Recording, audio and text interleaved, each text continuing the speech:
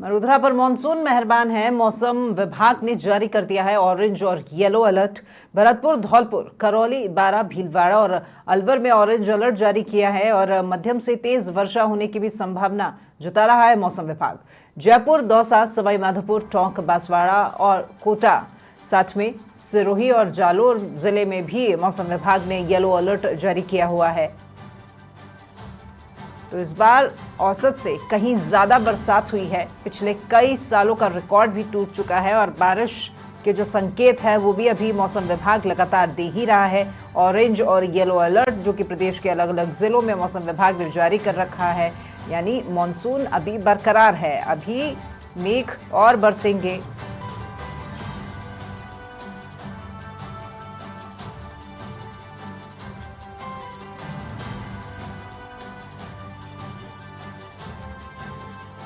और साथ ही साथ मौसम विभाग ने 14 जिलों में बारिश का अलर्ट जारी किया हुआ है। आपको बता दें कि कई जिलों में बारिश का दौर अभी भी लगातार जारी है। और बात करें राजधानी जयपुर की, तो राजधानी जयपुर में भी मूसलाधार बारिश हर रोज देखने को मिल रही है।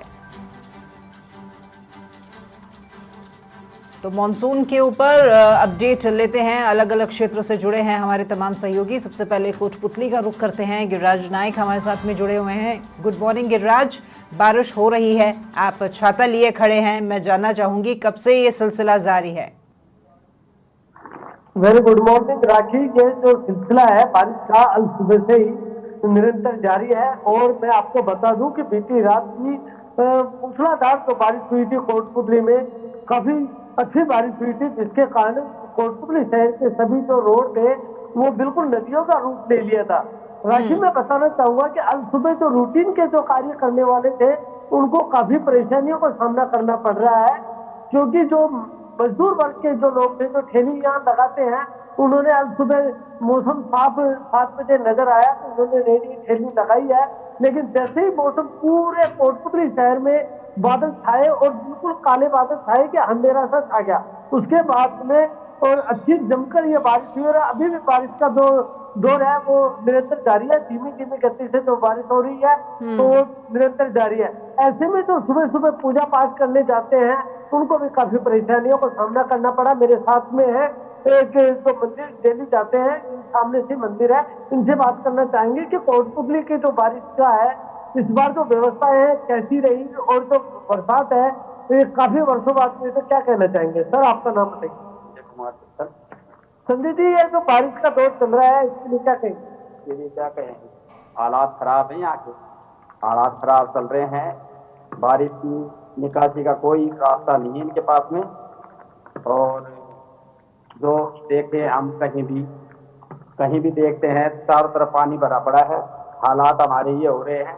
ऐसे मंदिर में जाके आए हम तो बीचते हुए जाते हैं, बीचते हुए आते हैं, पानी के अंदर से निकलना पड़ता है। संजय जी, आपका घर बिल्कुल डाउन में पड़ता है। कल की जो बारिश थी कितनी तगड़ी बारिश? भयंकर बारिश थी और हमारे ये समझ लो हमारा चबूतरा जो था ऊपर से वो चले गया, बीत गया, भर गया पूरी तरीके से। और हमारे घर के अंदर भी पानी भरा रहा। तो बात करें प्रशासन की तो इन्होंने बरसात से पहले जो कोई व्यवस्था की है या नहीं की? कुछ भी व्यवस्था नहीं है। 4 साल हो गए, नाले हटाई नहीं हुई है। उसकी वजह से पानी ज्यादा भारी तरीके से भर जाता है और लोगों को बहुत परेशानी का सामना। बिल्कुल, प्रदेश के हर एक हिस्से में लोग परेशान हैं। गिरिराज, यहाँ पर पानी भरने की स्थिति से भी परेशान है। बारिश हो तो परेशान, ना हो तो परेशान, लेकिन अब ये कुछ ज्यादा ही बारिश हो गई है। इसी बीच मैं रुक करना चाहूंगी जयपुर का। हमारे साथ में संवाददाता लीलाधर कुमावत भी जुड़े हुए हैं। लीलाधर, आप कहाँ पर मौजूद हैं और फिलहाल मौसम कैसा है? और मैं देख पा रही हूँ शायद बारिश हो रही है पीछे, आप पर कोटे में है।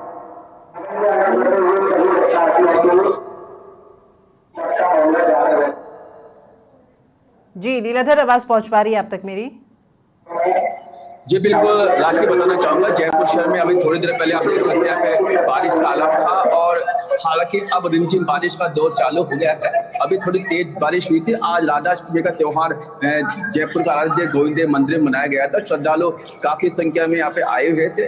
अचानक बारिश आने से आप देख सकते हैं यहाँ पे लोग छतरी लेकर भी जाते देखे जा सकते हैं। आज राधाष्टमी का त्योहार था और हम यहाँ पे बात करना चाहेंगे जो नगर निगम के पार्षद भी रह चुके हैं, उनसे बात करना चाहिए कि बारिश का मौसम मौसम चालू हो गया है, बारिश परंतु देखा जा रहा है ड्रेनेज कंट्रोल फेल होता है, क्या करेंगे? उसमें सुधार हो रहा है। डेली हमारी नगर निगम की टीमें सब जगह जारी है, जहाँ जहाँ ड्रेनेज हो रहा है वहाँ उसका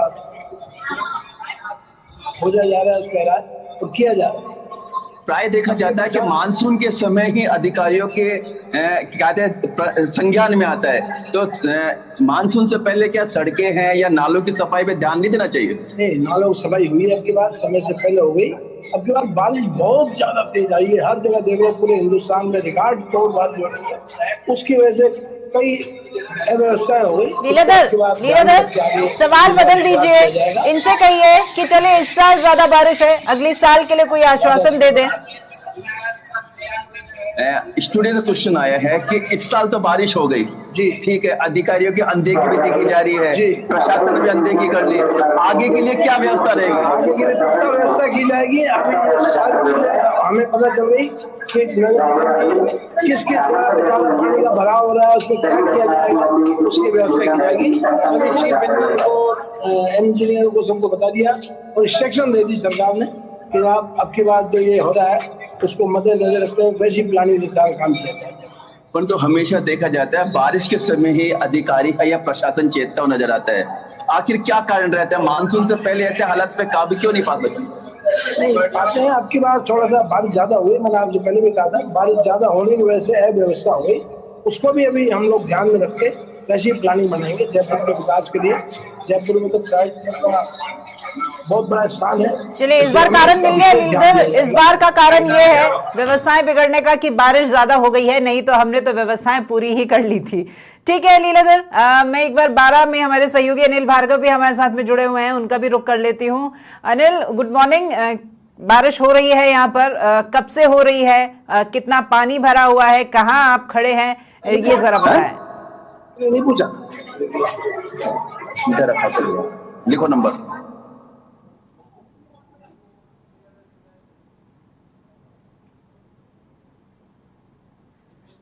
अनिल, आप तक आवाज पहुंच पा रही है मेरी? जी बिल्कुल, आपकी आवाज सुन पा रहा हूँ। बिल्कुल, गुड। आपको बता दूं, यहाँ पर मंगलवार रात्रि से ही बारिश का दौर जारी है, जो अभी तक बारिश का दौर चल रहा है। बारिश के चलते नदी नाले पूर्ण रूप से उफान पर हैं। वहीं आपको बता दें कि जो देवरी कस्बा है, पलको नदी उफान पर है, ऐसे में निचली बस्तियों में जल भराव की स्थिति वहां पर बनी हुई है। वहीं नगर पालिका क्षेत्र कैलवाड़ा में भी नाली नालों की सफाई नहीं होने से कई स्थानों पर जल भराव की स्थिति बनी हुई है। वहीं आपको बता दें कि जो देवरी कस्बे में तालाब फूटा था, उस टाइम काफी बाढ़ जैसे हालात वहां पर बने थे, वैसे ही हालात फिर दोबारा देखने को मिल रहे हैं, क्योंकि पानी निकासी वहीं से हो रही है। ऐसे में जल भराव की स्थिति बनी हुई है। रानीपुरा डैम की तालाब की बात की जाए तो उसकी पाल में सुराग हो गया है, ऐसे में वहां पर भी पानी निकासी हो रही है। अगर समय रहते प्रशासन ने मामले को गंभीरता से नहीं लिया तो जो देवरी में बाढ़ जैसे हालात बने थे, वैसे ही हालात यहाँ रानीपुरा डैम सहित आसपास के गांवों में देखने को मिल सकते हैं, क्योंकि अभी ग्रामीणों ने जो तालाब की पाल से पानी का रिसाव हो रहा है वो बढ़ता जा रहा है। इस मामले को लेकर ग्रामीणों ने समाचार प्लस को भी बताया और इसके बाद प्रशासन को अवगत कराया गया है। अब देखने वाली बात यह है कि प्रशासन इस मामले को लेकर क्या कार्रवाई करता है, या कहीं ना कहीं जो देवरी में बाढ़ जैसे हालात बने थे ऐसे हालात देखने को मिल सकते हैं। अभी लगातार बारिश होने से क्षेत्र में कई स्थानों पर जल भराव की स्थिति बनी हुई है। वहीं किसान भी धान की फसल में पानी की मांग को लेकर पानी की मांग बता रहे थे। ऐसे में अब बारिश हो रही है तो कहीं ना कहीं धान की फसल में ये बारिश फायदेमंद साबित हो रही है। तो वहीं कुछ किसानों का कहना है कि जो तिल्ली है और उड़द है उसकी फसल में ये बारिश नुकसान बता रही है। इसके चलते किसानों की कुछ चिंता की लकीरें देखने को मिल रही हैं, तो कई किसानों के चेहरों पर खुशी की लकीरें भी देखने को मिल रही हैं। जी बिल्कुल, आप जहां पर खड़े हैं अनिल, क्या ये गांव के बीच में से निकलने वाला वो प्रमुख रास्ता है जहां से लोगों की आवाजाही दिन भर लगी रहती है? जरा पीछे की तस्वीर भी बताएं, कितना पानी यहाँ भरा हुआ है। जी बिल्कुल, ये कस्बे का मुख्य रास्ता है जहां से कई गांवों का आवागमन होता है, लेकिन जो लगातार बारिश का दौर चल रहा है ऐसे में बारिश के चलते लोगों का घरों से निकलना भी मुश्किल हो गया है। वहीं बात की जाए स्कूलों की तो आज स्कूलों में कई टीचर समय पर नहीं पहुंच पाए क्योंकि लगातार बारिश का दौर जारी है, नदी नाले उफान पर हैं और ऐसे में बच्चे भी स्कूल में नहीं पहुंच पा रहे हैं। वहीं बात की जाए स्कूलों के स्थिति को लेकर तो कई स्कूल शहरी अंचल क्षेत्र में क्षतिग्रस्त पड़े हैं। उन स्कूलों में बच्चों को बिठाया नहीं जा सकता है क्योंकि वो भवन बिल्कुल क्षतिग्रस्त हैं। ऐसे में कई बच्चों की छुट्टी करनी पड़ती है। इस मामले को लेकर भी क्षेत्र के लोग लंबे समय से शिक्षा विभाग के अधिकारियों को अवगत कराते आ रहे हैं कि जो स्कूल भवन है बिल्कुल क्षतिग्रस्त है। ऐसे में कई बार बारिश का दौर चलता है तो कहीं ना कहीं बच्चों की छुट्टी करनी पड़ती है।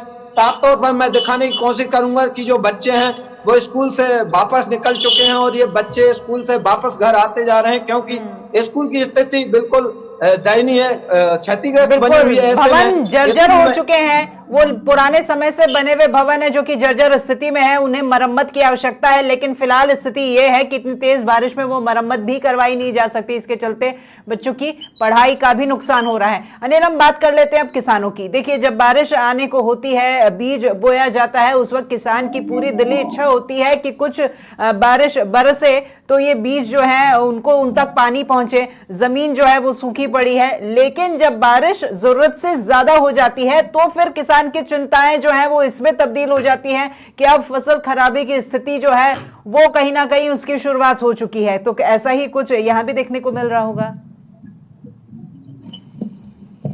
जी बिल्कुल, यहाँ पर फसल खराबे का आशंका किसानों द्वारा जताई जा रही है। जो तिल्ली की फसल है और उड़द की फसल है उसमें काफी नुकसान बताया जा रहा है। किसानों का कहना है कि फसलें गलने लगी हैं इस बारिश के चलते और धान की फसल में तो ये बारिश फायदेमंद बताई जा रही है। चलिए ठीक है, बहुत शुक्रिया अनिल आपका हमारे साथ जुड़ने के लिए और